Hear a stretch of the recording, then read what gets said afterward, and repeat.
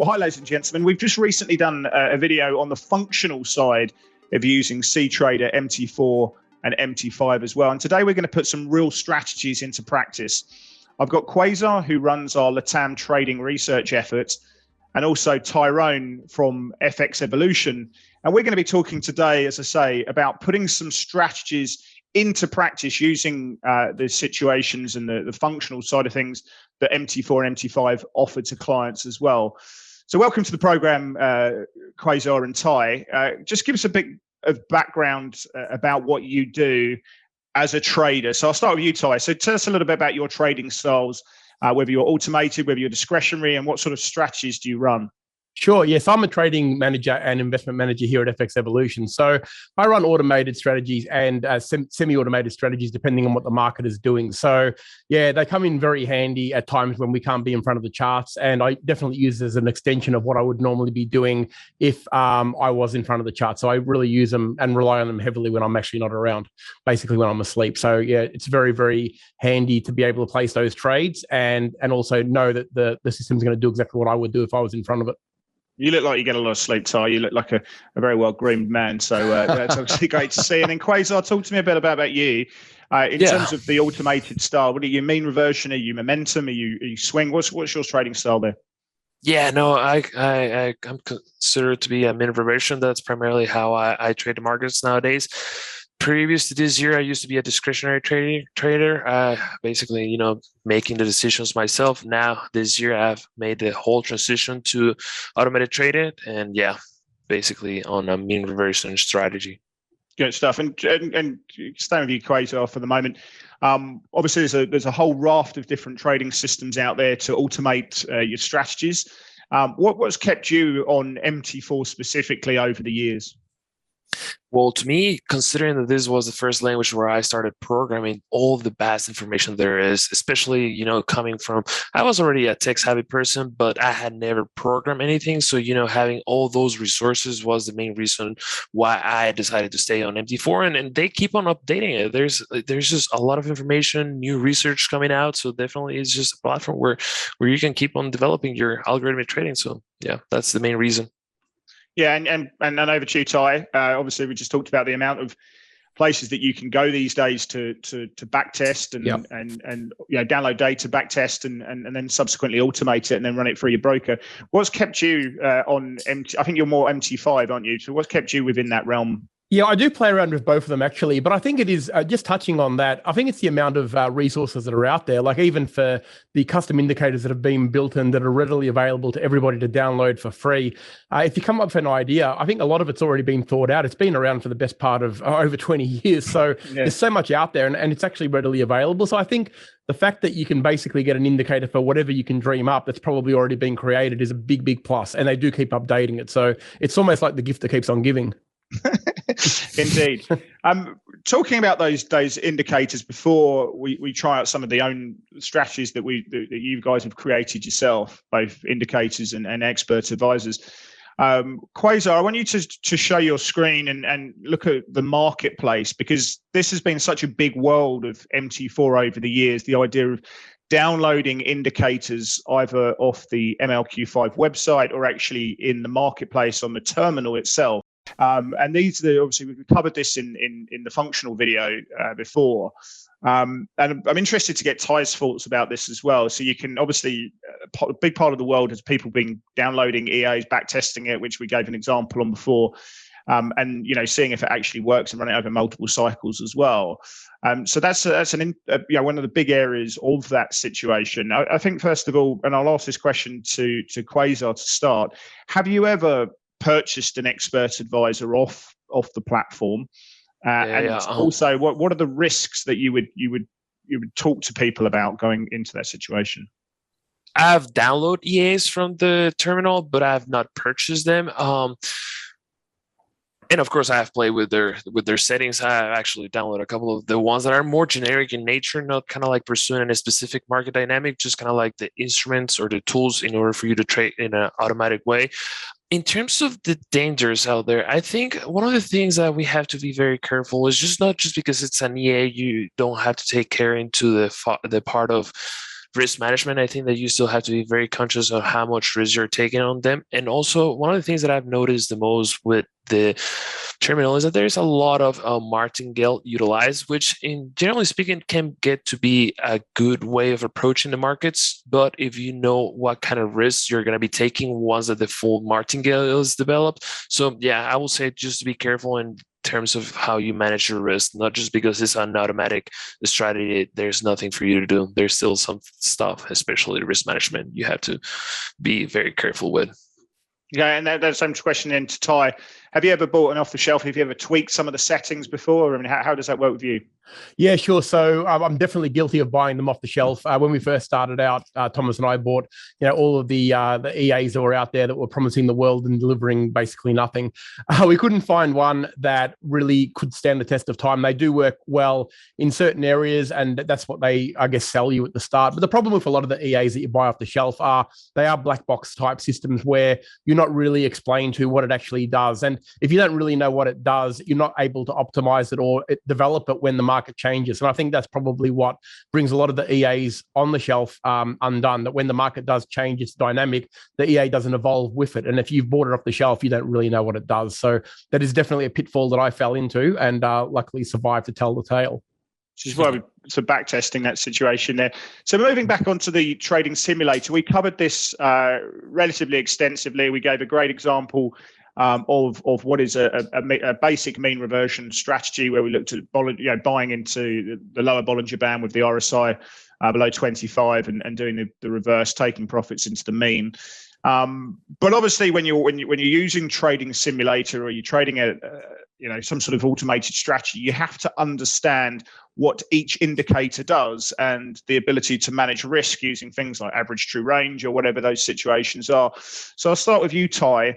In terms of the type of trader that you are, automated, semi-automated, what indicators do you use and how do they give you an edge?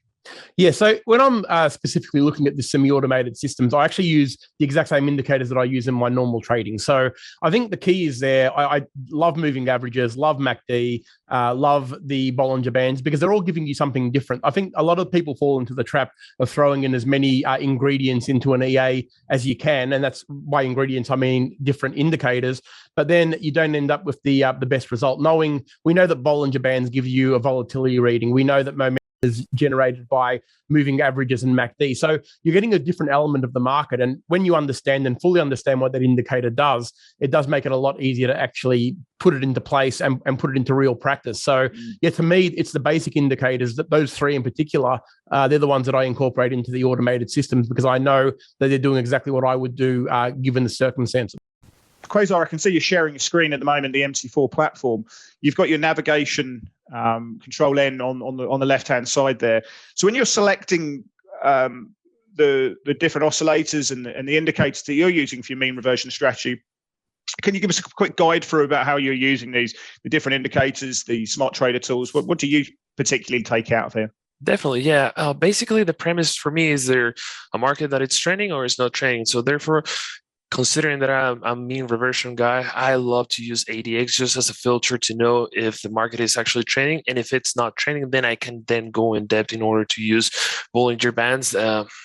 Where I will do is basically just to have a couple of Bollinger Bands, which are going to be basically my entry points, my exit points. And ones that I have already a couple of markets, where I want to be or that I know that are not trending, I utilize the smart trading tool, the correlation matrix, just to get an idea that I'm not overexposing myself to just one market dynamic. So basically, that's the premise behind my way of trading algorithmically.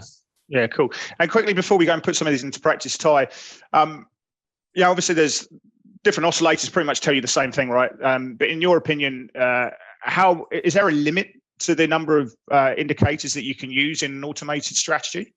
I believe that there is a limit, I believe, that can actually make it basically verifiable, and that's actually having an indicator that tells you what that particular thing you're looking for is. So only one indicator for volatility, only one indicator for momentum, only one indicator to measure the strength of a trend. If you start mixing up indicators that are telling you the same thing, that's where you're going to get a bit of a mishmash of signals, and that's what upsets it. So really, you're only limited to what you're actually looking for in the market. If you're looking for volatility and momentum, then you're limited to 2 indicators, in my opinion. So you find the best one to really find what you're actually looking for. Volatility, for me, is generally the best in the Bollinger Band. I really like that because you can adjust the standard deviations and really tailor it. And momentum, MACD and moving averages, you really can't go past them. Yeah, cool. Okay, so let's go and put this into practice. I want to start with a more manual situation. So you've got the idea of a so Quasar, if we can bring up the trading simulator on your MT4 platform. We've talked about some trading strategies before, but one specifically that you may have looked at. Can you talk us through some of the ideas and how you would test those out on the trading simulator, looking at what instrument you're telling us, what time frame, and those factors? Definitely, yeah, Chris. So basically, my process is first I will run a script that will tell me which are the instruments that have lower ADX values. So ones that I have already run it, it's going to tell me which ones are the ones that I want to be focusing. Just as a matter of example, let's just take into consideration the euro against the pound, just because over the past month of May, it actually showed lower levels of ADX underneath the 15. So it's an ideal market condition for you to trade mean to reversion. So once that we already have a market in mind, one other thing that I utilize is the correlation metrics, just to make sure that I'm not actually setting up this strategy for a lot of instruments that are trading in a very similar manner. But I'm not just to understand, that low ADX just means that there's no trend. So therefore, the lack of trend means it's a good mean reversion market. That's correct, Chris. Yeah, basically there's no trend in the market, which basically is not going to be, there's no direction. So whenever there's no direction, most likely it's just going to be oscillating within a same area or same parameter levels. So yeah, definitely. Now let's just take a look into how this would have taken place for that month of May that I was mentioning. As you can see on the screen right now,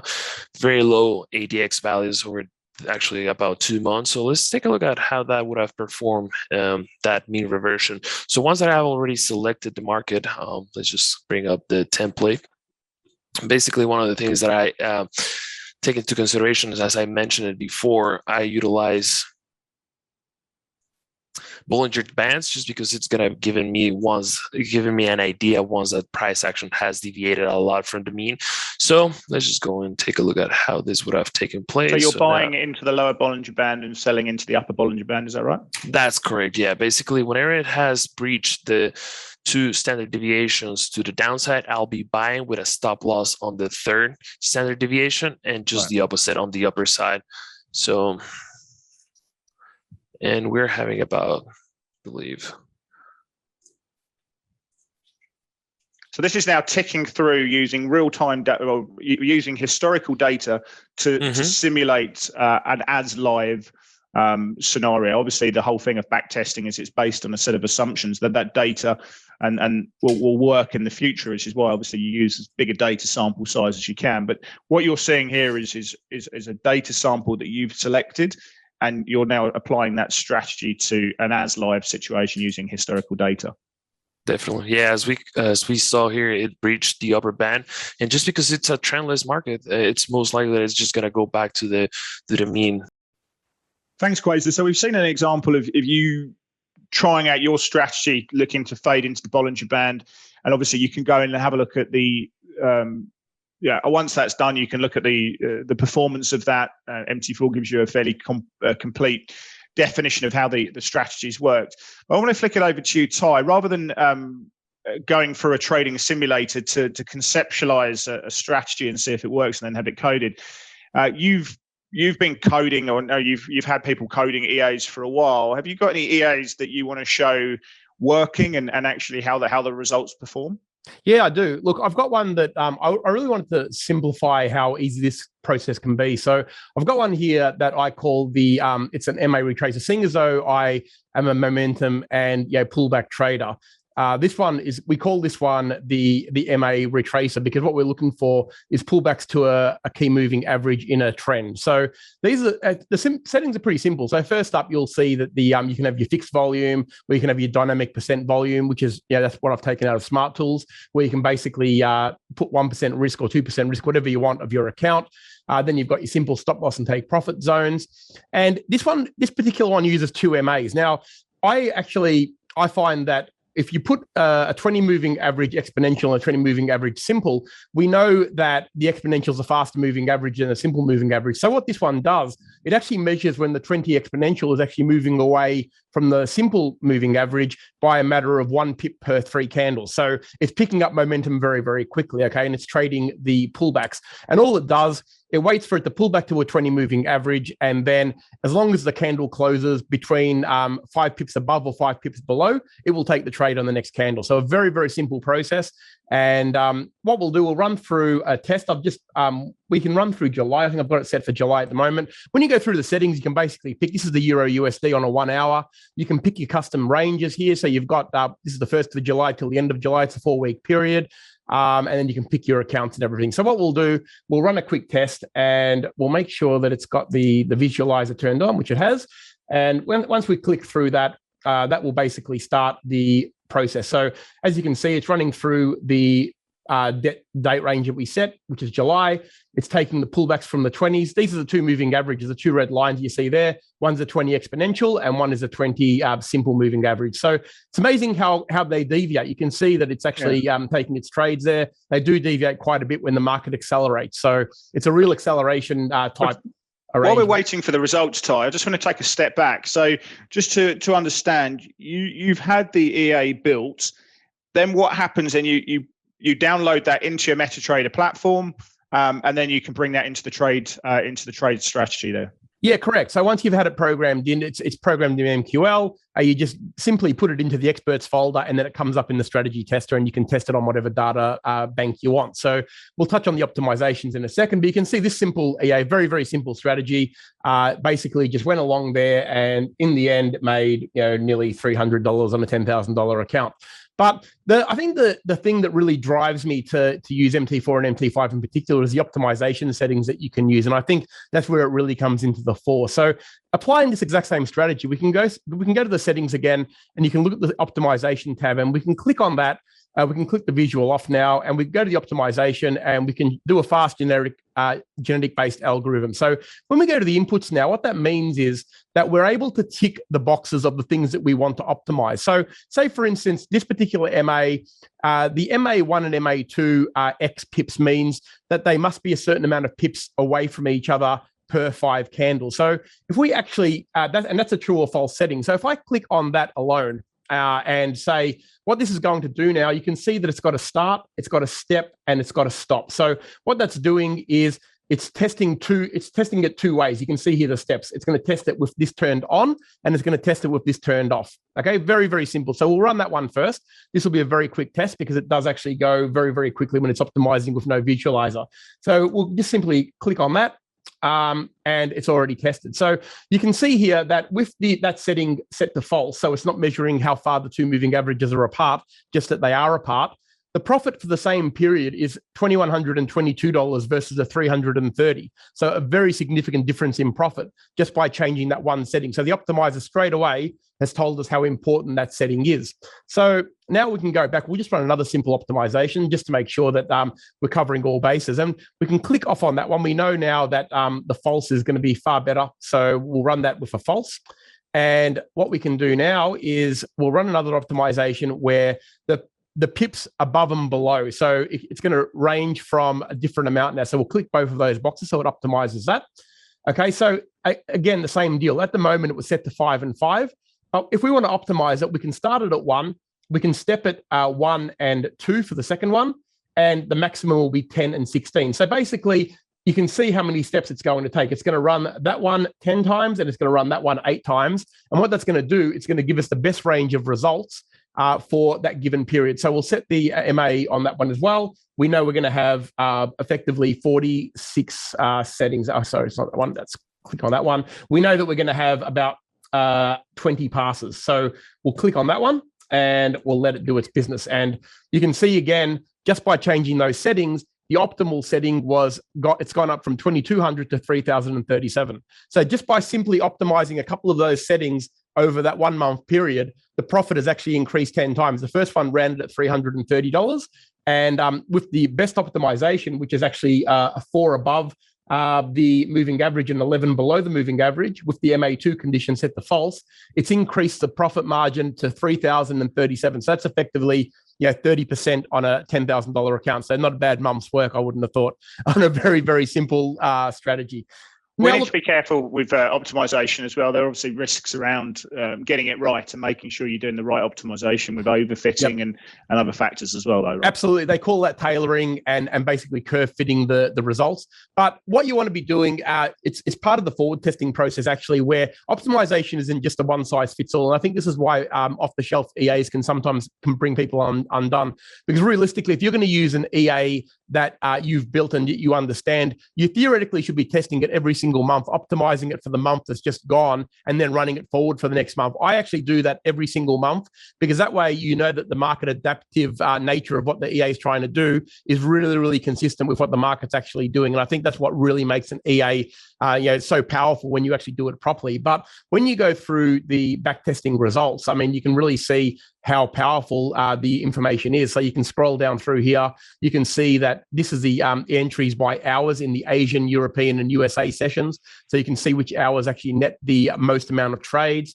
You can see entries by weekday. So you can see Monday's the most, definitely the day that takes the most trades. Wednesday's obviously the weakest. Entries by month, we only tested 1 month, so that's why we've got 1 bar there.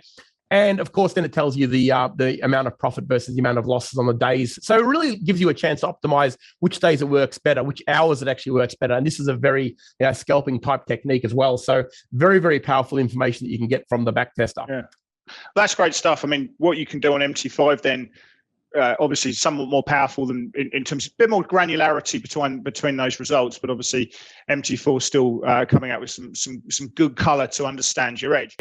I believe that the use of algorithms and systematic strategies will become more prevalent in the retail trading community. But what specifically to you do you see the advantages of running automated strategies? Yeah, sure. I think it's a really good question. It's actually an interesting point, because the best thing, and one of the best things about automated trading, is it actually does take a lot of the risk away, because traders can't get involved in the psychological minefield that there is when they are actually placing trades. The good thing about EAs is they don't make mistakes when they're programmed correctly. They buy at the levels they're supposed to, and probably just as importantly, they sell at the levels they're supposed to. So emotion doesn't come into it, which means 2 things. Actually, trades can be let run to what they're supposed to be let run to. So there's no cutting short of profits. And also stop losses are taken out when they're supposed to as well. So risk management is managed correctly. It takes away the human element, which is actually a really, really big plus and a positive, especially for traders who are just starting out, because that's one of the biggest downfalls. So it's a very, very big advantage. And also, they don't get tired. EAs can work 24/7. They're not going to get tired.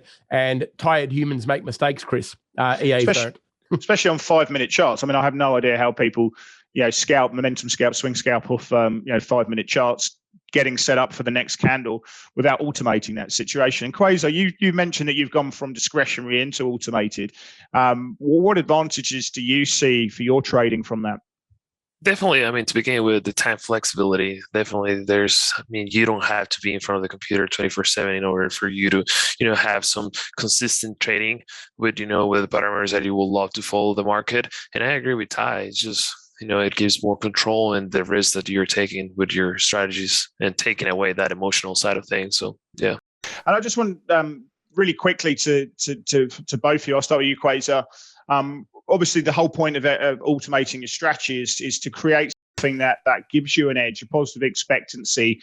What is your biggest, I suppose, piece of advice for new traders who are looking to automate strategies using the systems, whether it's CTrader, MT4, MT5? I think just for people that are starting, try to keep, utilizing systems that are simple in nature. Don't try to make it too complex, just because they're more prone to, break down once that market conditions change. So yeah, definitely try to, utilize EAs or trading dynamics that, are simple in nature. Yeah. And to you, Ty, quickly, what was the biggest piece of advice you would give to someone who's looking to get into a systematic strategy? Sure. Yeah. The biggest piece of advice I can give is to understand the strategy itself. If you don't understand it, you can't fix it when it's broken, and you can't basically make it work in every single market. So really understand the indicators that you're using and really understand the nuts and bolts of what it's trying to achieve. So you can isolate when it's working well and really, really build on that to make it the best thing that it can be. Great stuff. Well, thanks, gentlemen, for both giving your insights. We've looked at the marketplace, how that works, how you can download that, the risks around that, and how you can get the most out of that. We've looked at Trading Simulator. Quasar's given you a basic strategy that he utilizes and how you can apply that to understand whether that actually has an edge. And if you want to then take that forward and code it, or have someone else code it to then use in an automated situation. And Ty's looked at an expert advisor that he's utilized, how he can actually run that and back test it and look at the results, look at the granularity between what days are working and whether it generally has an edge, and whether it's making money. And from that process, you can let it run and obviously get on with your life and take the emotion out of trading. But if you want more information about using automated strategies with Pepperstone, do reach out to the team or get in touch anytime. Thanks. Thank you. Thanks, everyone.